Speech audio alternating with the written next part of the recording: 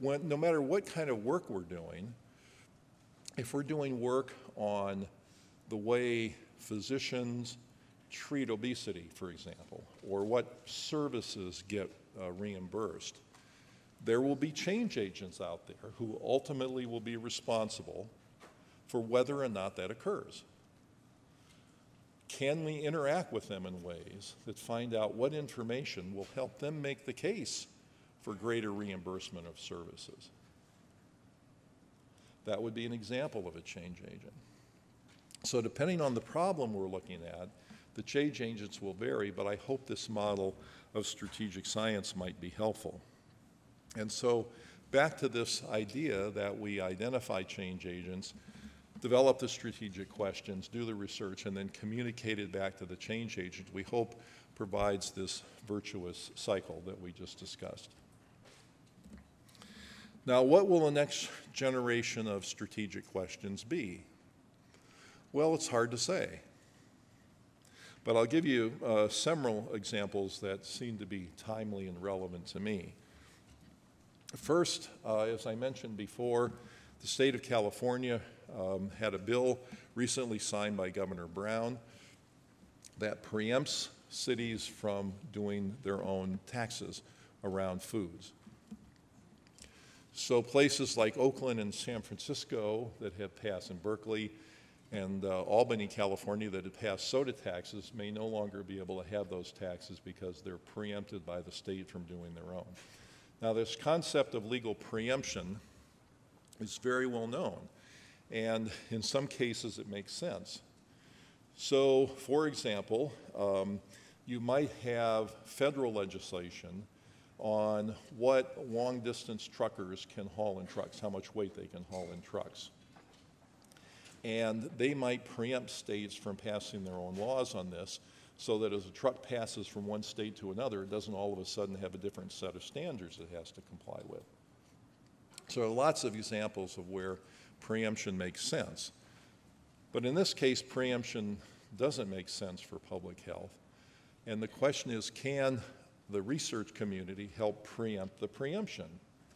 That is, can we design strategic studies, say on public opinion on particular issues, that would help prevent this happening in other states? Now, in the state of California, one interesting thing that's occurred is that the State Medical Society moved very swiftly to introduce the idea of a statewide soda tax. Instead of just city by city, they could do something at the state because that would not be preempted by the state. And so it could be that this might have paradoxically positive effects rather than negative effects. But there are going to be some very interesting research questions built into that. What could a state use the revenue for? Which use of the revenue would generate most public support for a soda tax? So there are things like that could be very helpful. In the city of Philadelphia, the industry has challenged the city in the courts, but so far have lost those cases, and the city has prevailed and has the soda tax. One official in Pennsylvania that I spoke to predicted that the industry's next maneuver will be running candidates for office in city council in Philadelphia who would oppose the soda tax. This is a relatively low-cost way for industry to have an impact on a policy that they really don't like at all.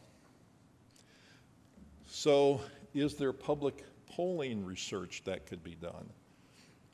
That could provide the sitting members of the city council who favored the tax with specific ways of framing what the industry is likely to do in running candidates against them. That would be a very important part of strategic research. And then finally, can political candidates use these and related issues in running for office in a winning way? So part of our World Food Policy Center work that I mentioned early on is we're going to be working with the city of Durham in North Carolina and Aurora, North Carolina County to see if we can create model food systems communities. So the question is, can you take one or two places in the country and try to get everything right where you're doing this bridging across the different areas that I mentioned before? Now, one of the candidates for mayor who eventually won office in Durham, North Carolina, excuse me, used this model food systems community as part of his political campaign. So could this and other issues be winning parts of a political platform? These are easily tested things in polling research, framing research, and the like. And to me, these are an interesting next generation of strategically important questions. So these are questions that might be important to me, but the question is, what issues are important to you? And in your work, can you think of interesting places where their change agents might be identified? We can talk to them, interact with them, find out what the strategic questions are, and then if we're inclined, not all of us are inclined to do this, but if we're inclined, can we do that kind of research that could be helpful to those particular change agents? Now, there are some people, actually some people in this room, who do this extremely well already. So I think of Steve Gortmaker, for example, doing terrific research on modeling the impact of public policies. I think of Barry Popkin, who does this work beautifully with governments all around the world on the impact of soda taxes. I think of Walter Willett and work he did early on trans fats and how that turned directly into public policy. So there are plenty of people who do this intuitively. The question is, can we do it more systematically, more often? Can we train our students to do it? And can we use this model in some way that creates more impact from our research? So that is me sharing our journey through that frustration that began with the question of how do we create more impact through this series of case studies. And we hope that this is a model that might be useful beyond the work that we do. Thank you very much.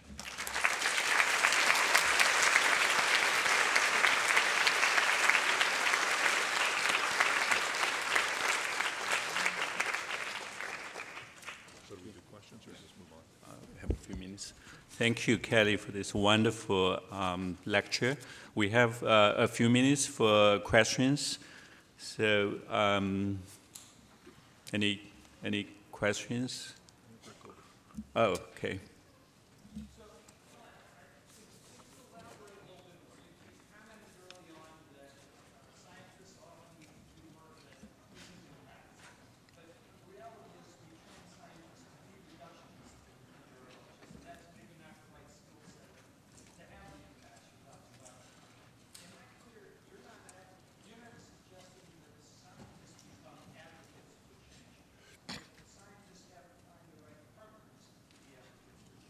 Right.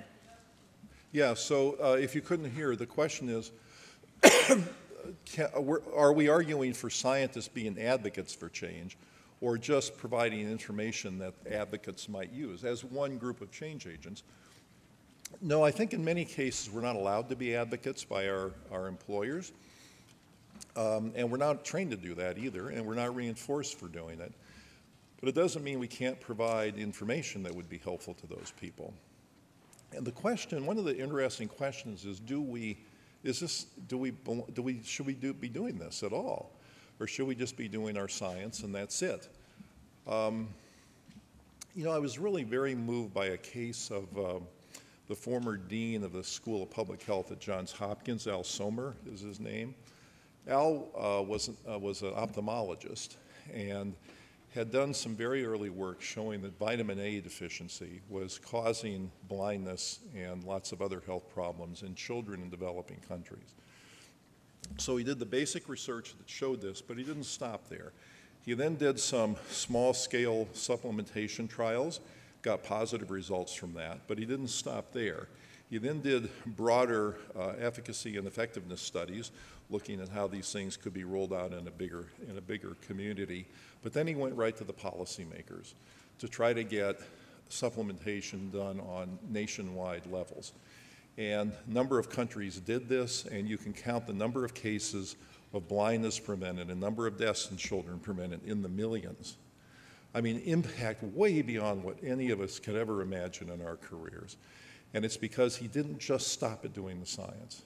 So some people don't want to do this, and it's not part of their scientific DNA, and that's perfectly fine. We need people doing the reductionistic research. We need programmatic research. So this isn't to supplant that, but just to supplement it. So our hope is that enough people might be interested in these kind of approaches that if they wish to create impact, they have a model that they can at least begin discussing it. But of course, there are real challenges about how does this get considered in tenure and promotion and all that kind of stuff. I was really worried about this with my own graduate students at Yale because I wondered how would their careers go if they were doing this kind of research. But we were very careful to publish the results in good journals. Everything was peer reviewed. And the students are in positions now at Harvard, Penn, Michigan, good places. So it seems to work in our case. But I don't know whether that would be true more broadly. Thanks for the question. Yes. You have the microphone. Go ahead, I'll repeat the question, or you could go to the microphone.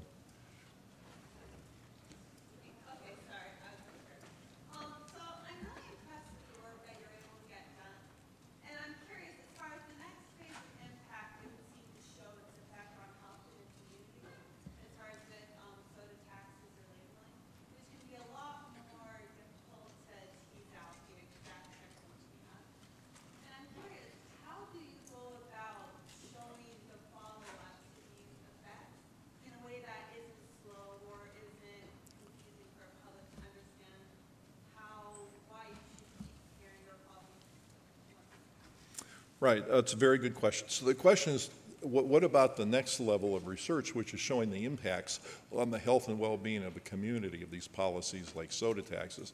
I'm really happy Barry Popkin is here because he's done more of that work with respect to soda taxes than anybody in the world. And he's done a fantastic job, and I'm assuming he'll be talking about this, of looking at the impact of soda taxes on beverage consumption, and then one could extrapolate that to health outcomes potentially. So there are some people doing that kind of work. Steve Gortmaker's work on modeling the impact of policies on health outcomes, I think, is very important in that regard. So there are some people doing just that, but we need more. Okay, so in the interest of time, we're going to stop here. Thank Thanks. you.